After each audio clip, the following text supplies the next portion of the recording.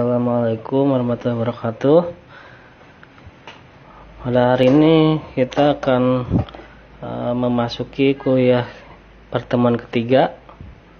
Mudah-mudahan semuanya dalam keadaan sehat dan terus bersemangat untuk mengikuti perkuliahan. Untuk hari ini kita akan membahas mengenai media transmisi dan network device. Nah, media transmisi adalah media yang digunakan untuk mengirim data. Jadi media transmisi itu yang menghubungkan antara pengiriman dan penerima informasi data. Karena jarak yang jauh, maka terlebih dahulu diubah menjadi kode atau isyarat. Dan isyarat inilah yang dimanipulasi dengan berbagai macam cara untuk diubah kembali menjadi data. Nah, untuk kegunaan media transmisi, media transmisi itu digunakan pada beberapa peralatan elektronik untuk menghubungkan antara pengirim dan penerima supaya dapat melakukan pertukaran data. Nah, beberapa alat elektronik seperti telepon, komputer, televisi, radio membutuhkan media transmisi untuk dapat menerima data. Seperti pada pesawat telepon, media transmisi yang digunakan untuk menghubungkan dua buah telepon adalah kabel. Nah, jadi setiap peralatan elektronika memiliki media transmisi yang berbeda-beda dan pengiriman datanya. Nah, untuk media transmisi itu dibagi menjadi dua. Ada yang berbentuk kabel atau gate, ada unguid yang tanpa kabel. Nah, yang berbentuk kabel di sini diklasifikasikan menjadi 5. Ada yang menggunakan kabel tembaga biasa, kemudian twist pad, kemudian koaksial, kabel listrik tegangan tinggi, dan kabel fiber optik. Nah, kemudian untuk yang tanpa kabel ada radio, microwave, satelit, infrared, dan seluler radio.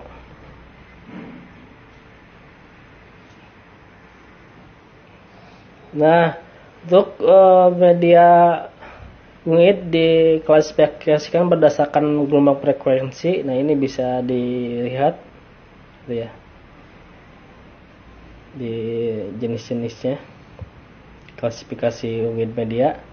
Nah, kemudian untuk jenis saluran transmisi ada switch atau dial atau public line, kemudian ada list, dedicated line, kemudian yang ketiga ada private line. Nah, untuk karakteristik media transmisi, nah karakteristik ini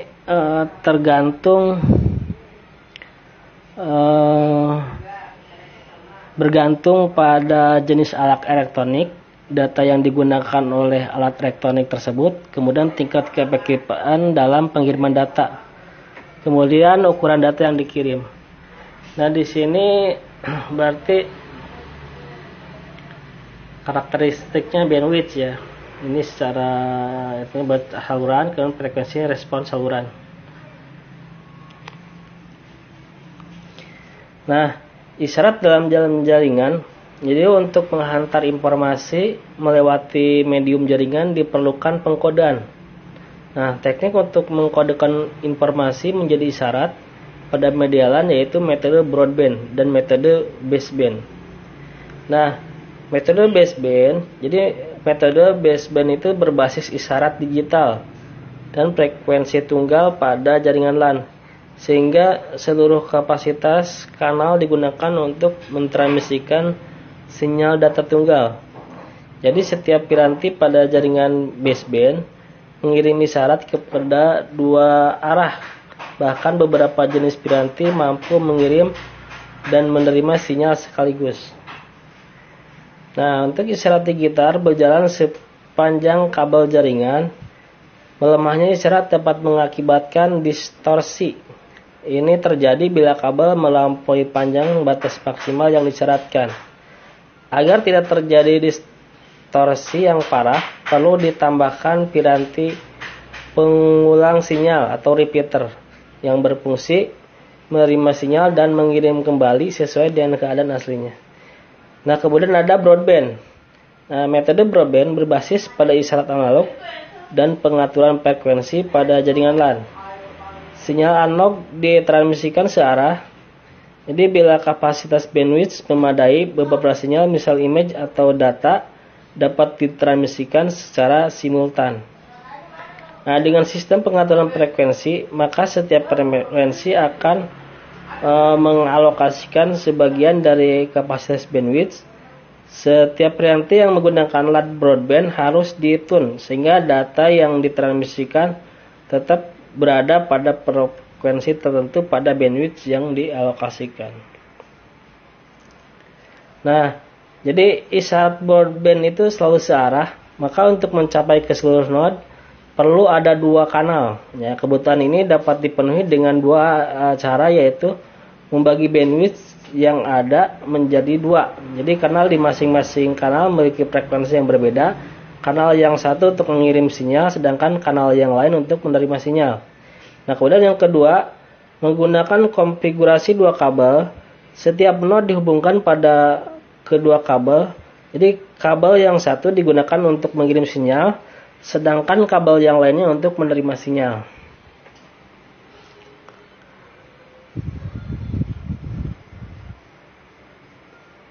Nah, untuk media transmisi grid yang terarah,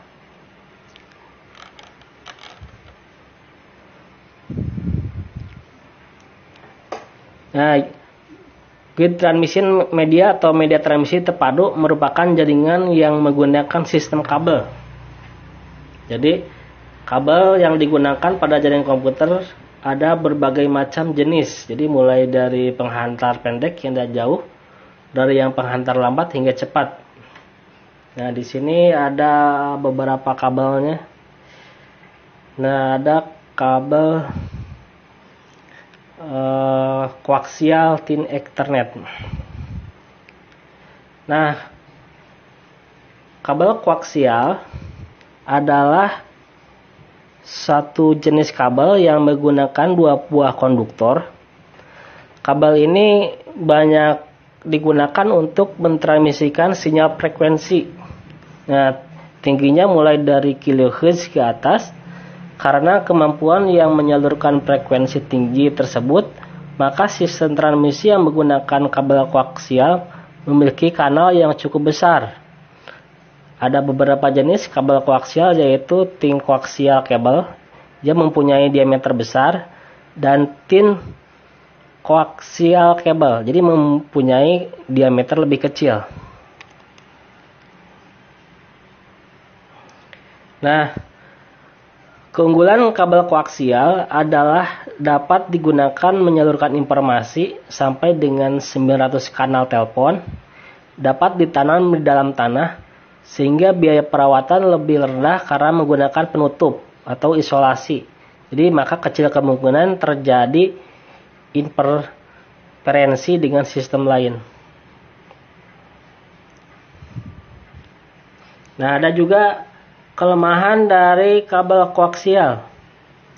Nah, kelemahan kabel koaksial itu adalah mempunyai redaman yang relatif besar, sehingga untuk menghubungkan jarak jauh harus dipasang repeater.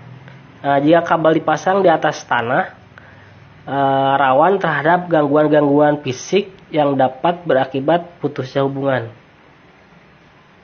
Nah, ini kabel koaksial T-net gitu ya, bisa dilihat bentuk kabelnya. Nah, kemudian thick Ethernet tadi udah dibahas ya. Kabel koaksial thick Ethernet bentuknya. Nah, ini merupakan konektor yang digunakan pada koaksial, thin dan thick Ethernet. Nah, jadi kita harus memahami kabel thick dan thin itu apa, itu ya.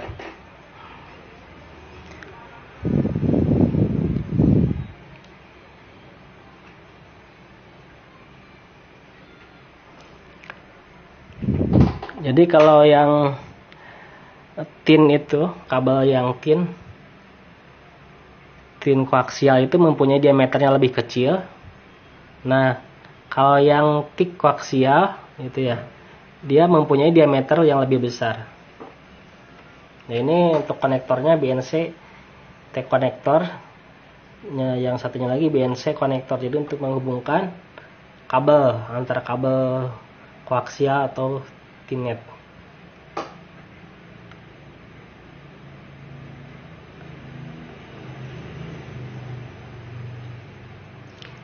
Nah, kemudian twist pair cable. Nah, twist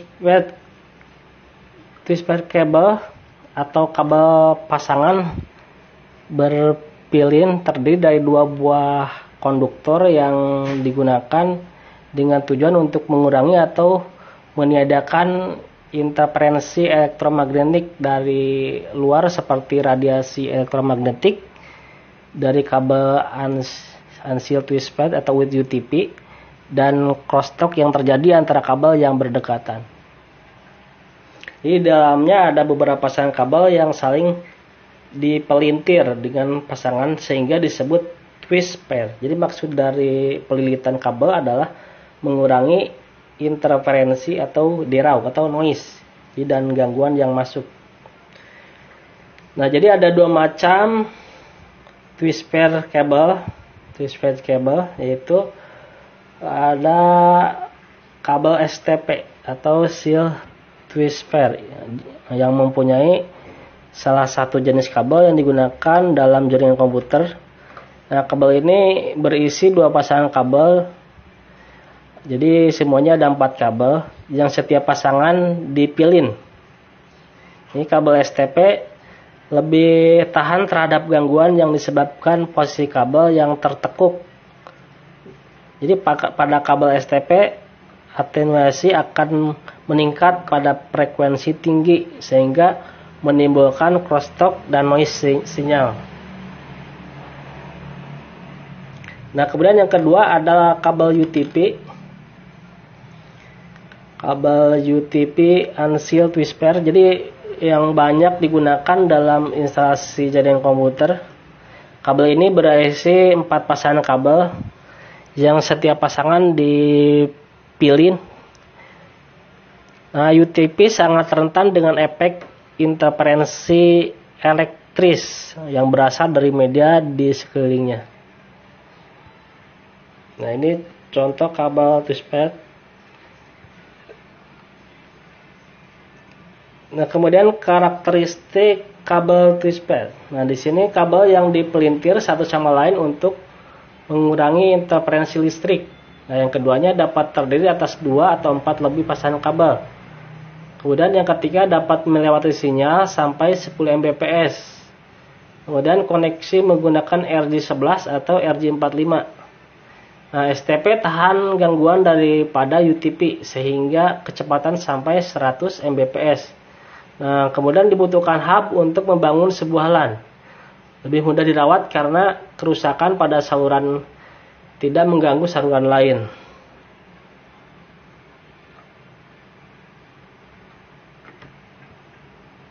Nah, ini contohnya.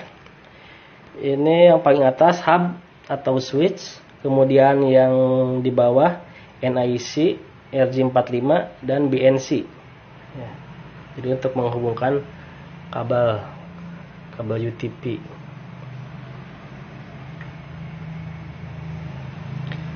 Nah, selanjutnya ada kabel fiber optik.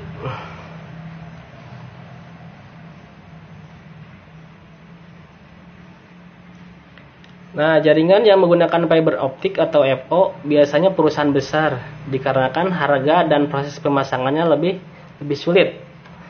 Nah, jadi serat optik. Jadi fiber optik itu merupakan serat optik adalah saluran transmisi yang dibuat dari kaca atau plastik yang digunakan untuk mentransmisikan sinyal cahaya dari suatu tempat ke tempat lain.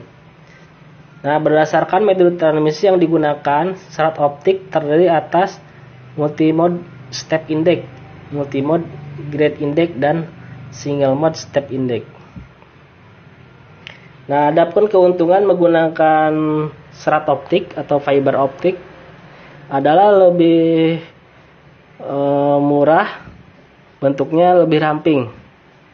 Jadi kapasitas transmisi yang lebih besar, sedikit sinyal yang hilang. Data diubah menjadi sinyal cahaya sehingga lebih cepat. Tenaga yang dibutuhkan sedikit dan tidak mudah terbakar.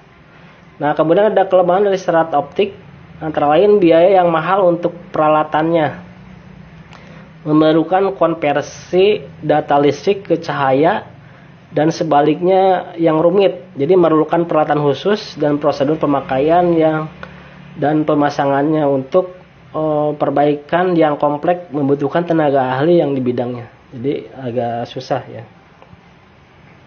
Nah, ini contoh dari fiber optik. Ada SC konektor gitu ya untuk mengubah. Nah, kalau kalian di rumah punya berpasang ada salah satu fiber Indonesia ya. Salah satu vendor ya yang menawarkan jaringan internet ya yang sudah menggunakan serat optik. Nah, bisa dilihat di sini contohnya. Kalau punya bisa dilihat kabel-kabelnya sama seperti di sini. Ada SC konektor, SC duplex konektor ya. Bisa dilihat. Nah, kemudian selanjutnya media transmisi yang tidak terarah.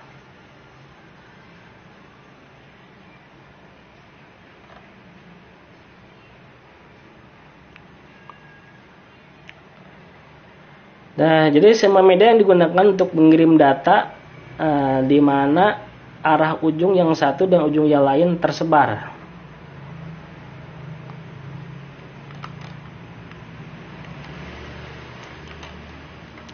Nah, jadi di sini kita untuk media yang terarah. Media yang terarah itu di sini komunikasi ini mengirimkan sinyal ke udara berdasarkan spektrum elektro. Nah, kemudian menggunakan sebuah media antena dalam mengirimkan dan menerima sinyal elektromagnetik. Nah, kemudian rentan interferensi. Nah, kemudian umumnya menggunakan 2 GHz sampai 4 GHz. Nah, kemudian semakin tinggi frekuensi yang digunakan, maka semakin besar potensi bandwidth dan rate data, namun semakin pendek jaraknya. Nah, di sini kalau media yang tidak terarah, dia menggunakan point to point, point to multiple point, atau menggunakan access point.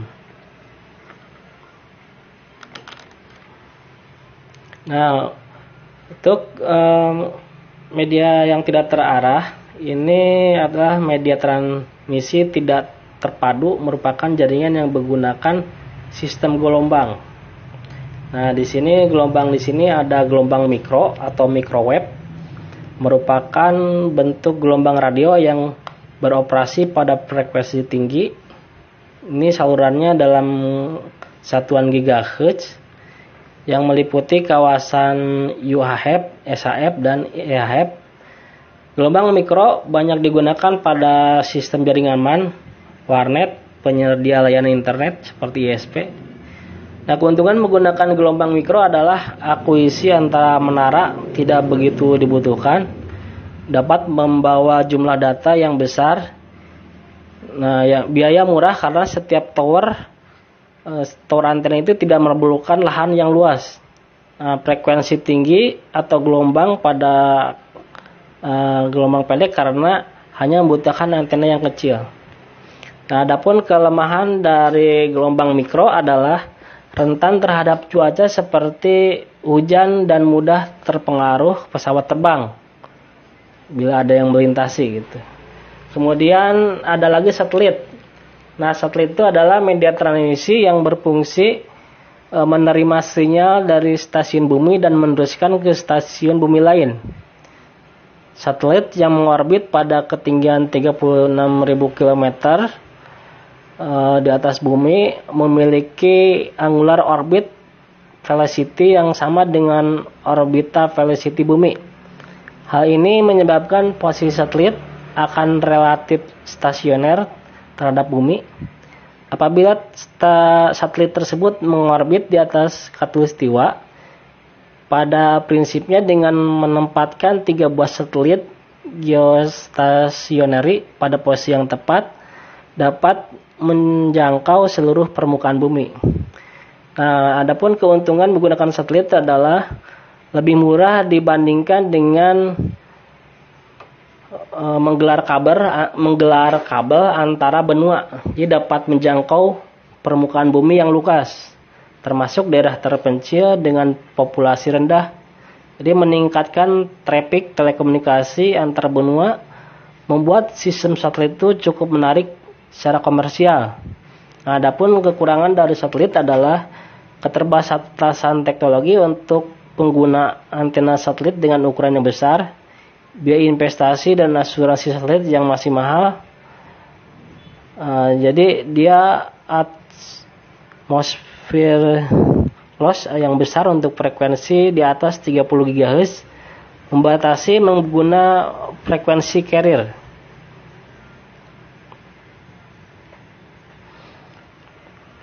Jenis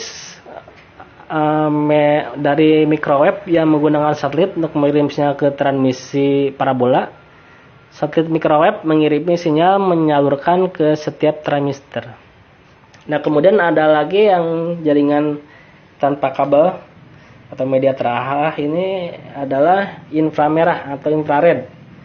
Infrared biasa digunakan untuk komunikasi jarak dekat dengan kecepatan 4 Mbps. Dalam penggunaannya untuk pengendalian jarak jauh, misalnya remote control pada televisi serta alat elektronik lainnya. Keuntungan infrared adalah kebal terhadap interferensi radio dan elektromagnetik. Infrared mudah dibuat dan mudah instalasi, mudah dipindah-pindah, keamanan lebih tinggi daripada gelombang radio. Adapun kelemahan infrared adalah jarak terbatas, tidak dapat menembus dinding. Harus ada lintasan lurus dari pengirim dan penerima. Tidak dapat digunakan di luar ruangan karena akan terganggu oleh cahaya matahari. Nah, ini contoh dari unit device. Nah, jadi jaringan tanpa kabel. Ada internal wireless access point, ya, VCMCA for laptop, external USB, ya. Nah, ini wireless yang dipasang biasa antena wireless. Nah, ini contoh-contohnya wireless device. Nah, sampai di sini pertemuan hari ini. Mudah-mudahan bisa dipahami. Mohon maaf kalau ada kesalahan. Sekian, wassalamualaikum.